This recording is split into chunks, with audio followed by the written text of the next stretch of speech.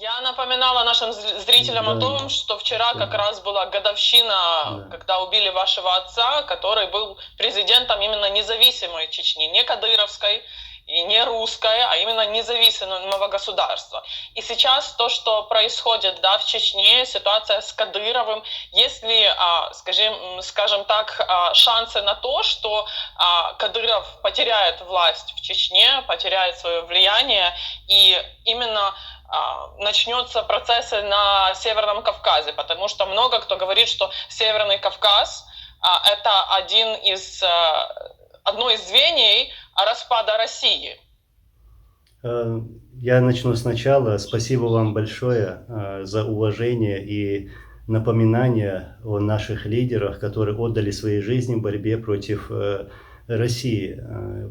И я хочу подчеркнуть, что все наши лидеры Ичкерии, были убиты Россией во время оккупации.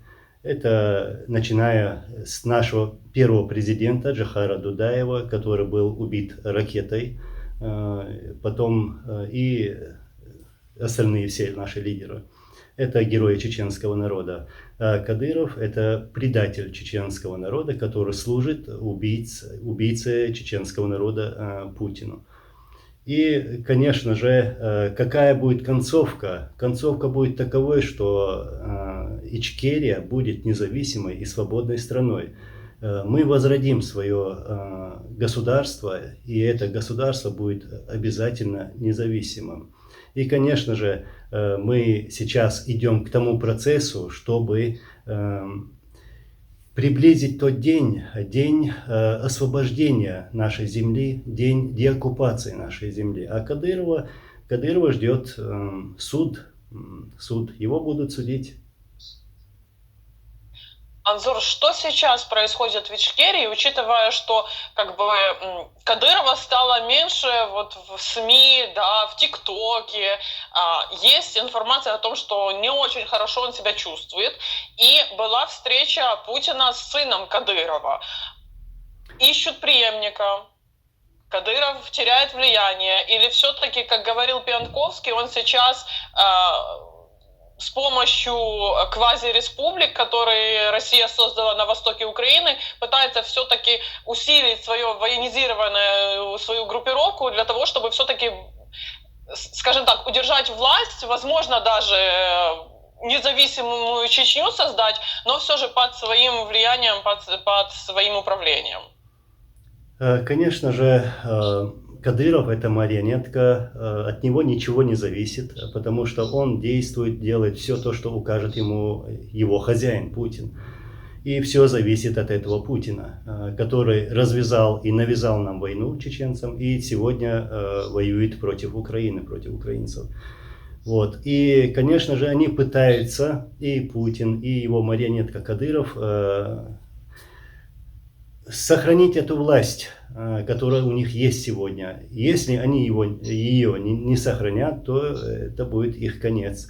И они чувствуют сегодня этот конец, потому что, как вы сказали, сегодня Кадырова мало видно. Почему? Потому что он сегодня болен, его лечат, пытаются излечить. И у нас эта информация была еще несколько лет, что у него проблемы со здоровьем. И в прошлом году я даже, помню, говорил в одном из своих видео, так, говорил прямо, что он скоро сядет на таблетки. И этот предатель чеченского народа сегодня действительно сидит на этих таблетках, на каких-то сильнодействующих препаратах. Ну, вы видите по лицу, все его лицо опухло. Вот. К нему приводят врачей сегодня. И, как мы помним, где-то 1,5 месяца назад к нему прилетал врач из Арабских Эмиратов. Вот. Пытаются вылечить этого предателя. Что будет с Чечней, если умрет Кадыров? Ну, это зависит от Путина, конечно. Не от Кадырова. Ну что, вы помните, как в 2004 году был убит Кадыров-старший, кстати, убит самими русскими. Вот. Ничего не изменилось. те ужасы, та трагедия осталась. Они, как и угнетали народ раньше, угнетают сегодня этот народ, чеченский народ. Вот, ничего не изменится, все зависит от Путина. Насколько у него власти есть в стране, вот, насколько он ее ощущает. А так, заменить Кадырова на другого Кадырова, это не проблема. Они найдут такого. И, скорее всего, я уже думаю, и мы уже это видим, они готовят этого человека. Люди, которые обеспечивают власть Кадырова в Чечне, да, чеченцы, кадыровцы, они готовы будут пойти или все-таки начнутся распри между собой уже внутри? Это чувствуется.